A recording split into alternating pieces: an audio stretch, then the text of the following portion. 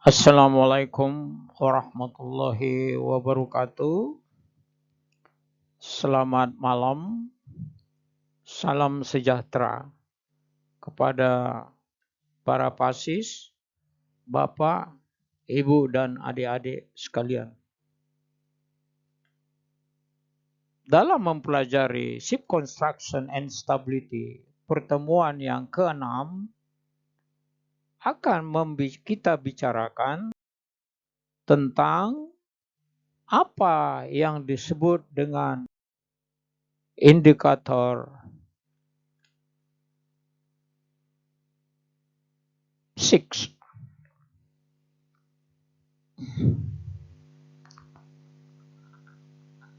Dalam indikator 6, kita akan membicarakan surface in dry dock. Kalau kita berbicara dan menelaah dari dua kalimat tersebut, surface and dry dock. Nah, survei tersebut ada yang disebut dengan annual survey, ada yang disebut dengan 2.5 year survey, dan ada yang dinamakan 5 year survey atau intermediate. Tapi di dalam hal ini kita akan membicarakan survei. Survei itu adalah pekerjaannya, surveyor adalah orangnya. Saya telah menemukan beberapa surveyor, terutama pada survei-survei yang telah kualitasnya tidak diragukan, seperti Lloyd Register, American Bureau Service, ada juga yang dinamakan NK Jepang, ada juga yang dinamakan Rina Class atau Italy. Itu adalah bermacam-macam antara lain daripada surveyor. Tentu kita membicarakan Anda supaya paham juga, ada yang dinamakan dengan International Survey Association yang telah disahkan oleh IMO. Jadi International Association Surveyor itu telah disahkan yang terakhir 2010. Tidak ada namanya yang dinamakan BKI. Saya pun tidak mengerti apa sebab dan musababnya. Dan 2020 Biro Klasifikasi Indonesia, kalau saya tidak benar, telah masuk di dalam International Association Survey. Mari kita bahas yang dinamakan survei, terutama pada kapal passenger. Kapal passenger itu compulsory to be going to the dry dock annually. Except the passenger ship, 2.5 years to be proceed to dry dock. The question is, why the passenger ship proceeding compulsory annually to the dry dock?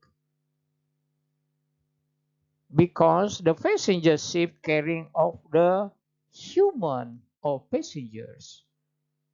But the others of the passenger ship, the call is the cargo ship. That means cargo ship carrying except is the human or passenger. Maka kita berbicara dengan kapal passenger wajib pergi docking atau dry dock 1 tahun 1 kali, sehingga disurvei oleh surveyor, maka disebut dengan annually survey. Bagaimana Pak dengan kapal selain passenger? Selain passenger bisa 2 tahun dan ditambah 3 kali 2 bulan. Jadi 6 bulan, total 2 tahun 6 bulan, atau lazim disebut dengan 30 bulan, sudah harus wajib menuju dry dock. Bagaimana dengan dry dock tersebut? Apa saja yang akan disurvei oleh surveyor? Maka ada yang dinamakan dengan under waterline dan juga yang disebut dengan the above of waterline. Under waterline tentu di bawah garis air. Apa saja itu yang di bawah garis air?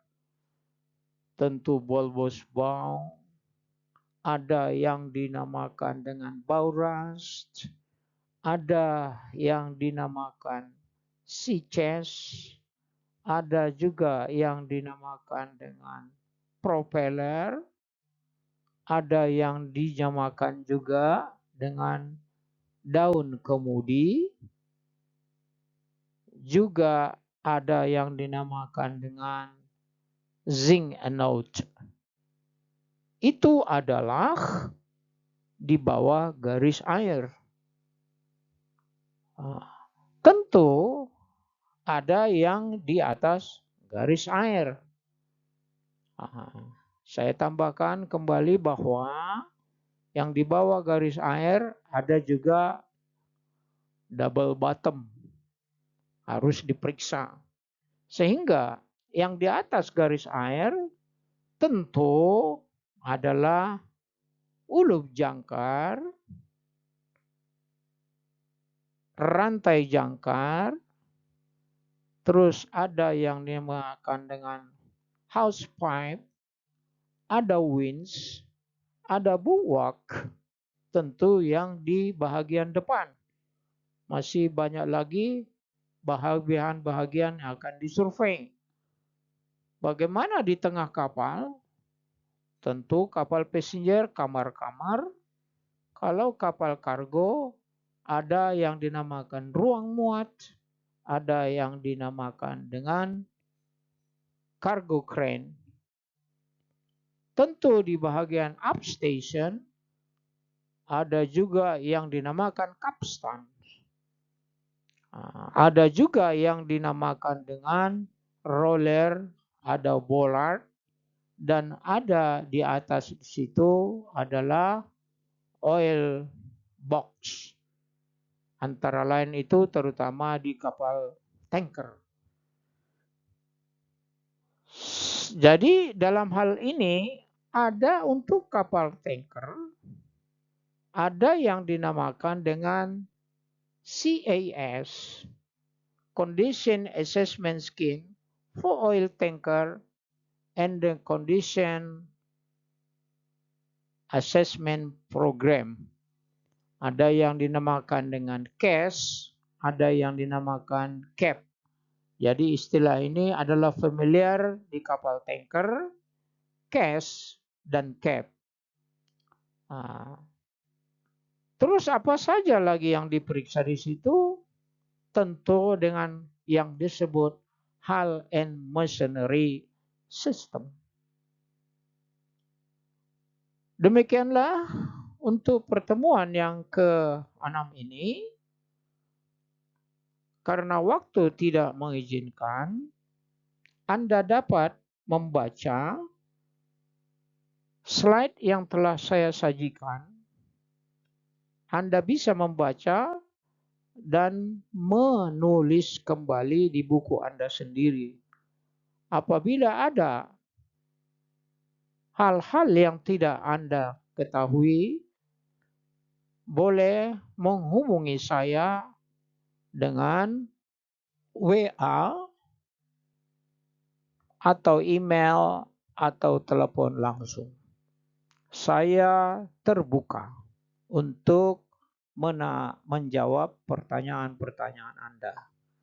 Hari ini cukup sekian. Terima kasih.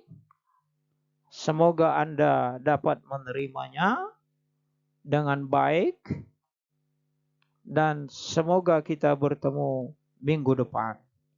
See you next week. Assalamualaikum warahmatullahi wabarakatuh. Bye-bye.